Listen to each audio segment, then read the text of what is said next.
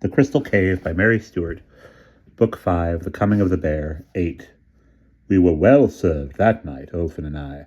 The chamber door had hardly shut, leaving us islanded halfway up the flight between the door and the guards below, when I heard Rafe's voice, again easy and quick, above the slither of swords being sheathed.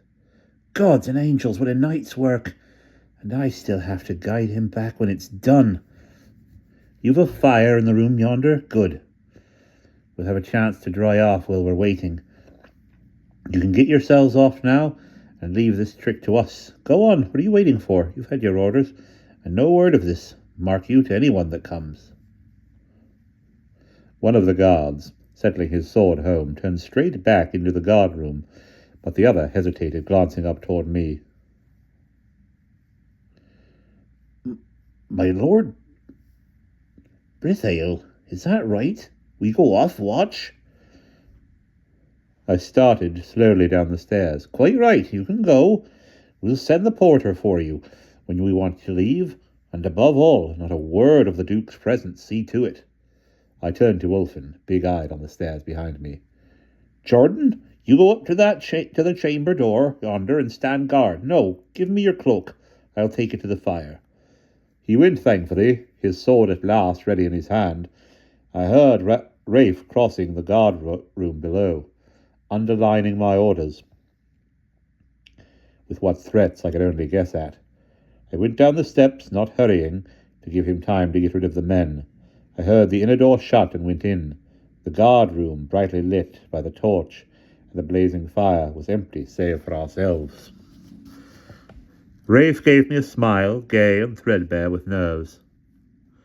Not again, even to please my lady, for all the gold in Cornwall. There will be no need again. You have done more than well, Rafe. The king will not forget. He reached up and put the torch in a socket, saw my face, and said anxiously, What is it, sir? Are you ill? No.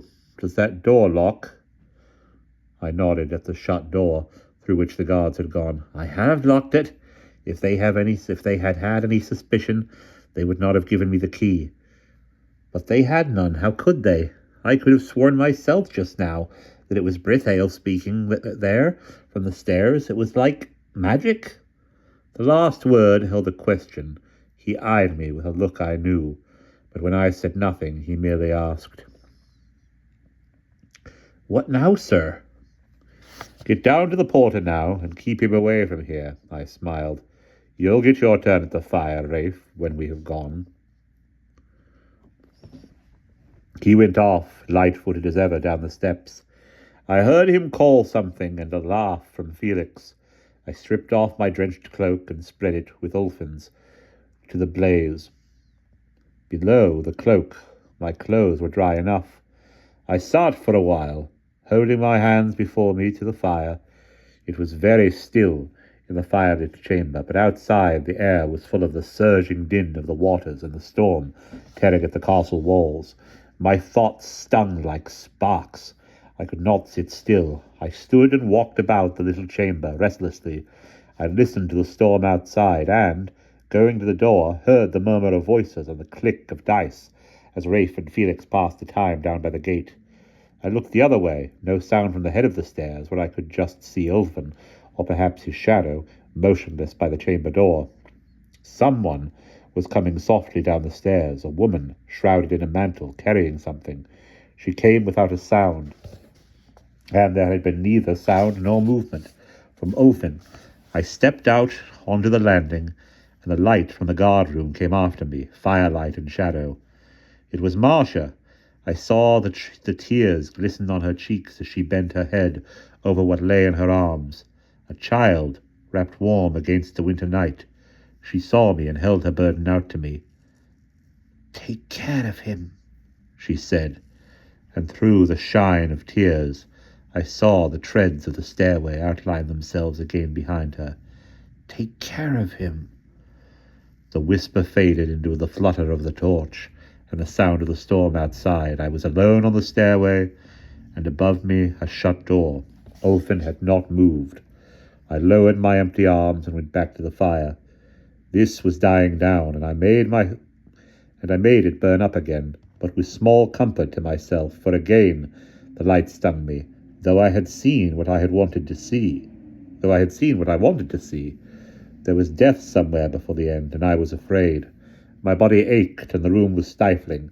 I picked up my cloak, which was almost dry, slung it round me, and crossed the landing, where the outer wall was a small door, under which the wind drove like a knife.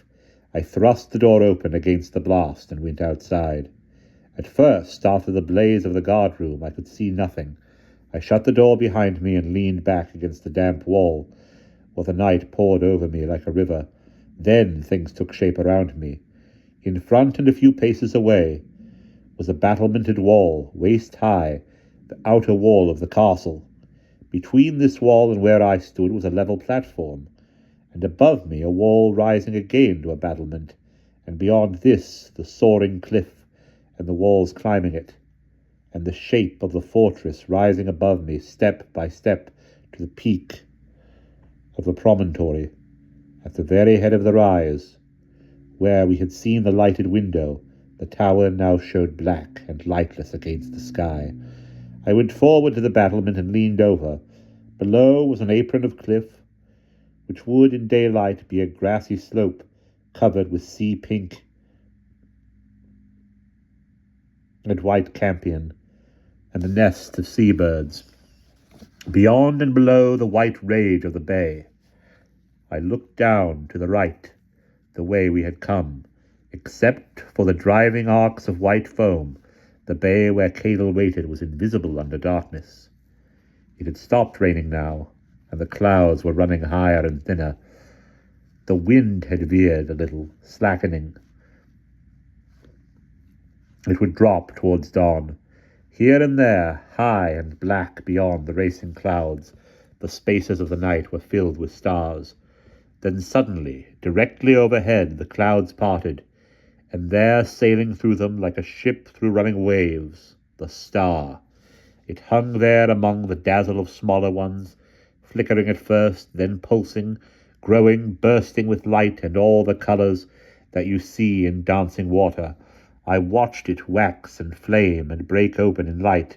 Then a racing wind would fling a web of cloud across it, till it lay grey and dull and distant, lost to the eye among the other minor stars. Then, as the swarm began their dance again, it came again, gathering and swelling and dilating with light, till it stood among the other stars like a torch, throwing a whirl of sparks. So on through the night, as I stood alone on the ramparts and watched it, vivid and bright, then grey and sleeping, but each time waking to burn more gently, till it breathed light rather than beat, and towards morning hung glowing and quiet, with the light growing round it, as the new day promised to come in clear and still.